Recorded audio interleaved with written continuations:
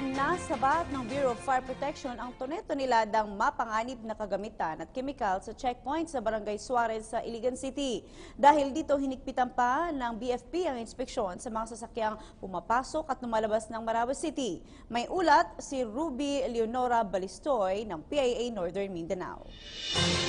Mga hazardous materials at iba pang mapanganib na kagamitan at kemikal ang nasabat ng mga tauhan ng Bureau of Fire Protection sa patuloy na isinasagawang inspeksyon sa mga sasakyan sa isang checkpoint sa Barangay Suarez, Iligan City. Ayon kay Senior Superintendent Domingo Tambalo ng Bureau of Fire Protection ng Northern Mindanao, kabilang sa mga nasabat ay ang tone-toneladang mapanganib na kagamitan at kemikal tulad ng sodium chloride at sodium hypochlorite na kargamento ng mga malalaking sasakyan. Ayon kay Tambalo, ang mga kemikal na ito ay nasa listahan na ng mapanganib na elemento na maaring gamitin upang makabuo ng isang paputok o bomba.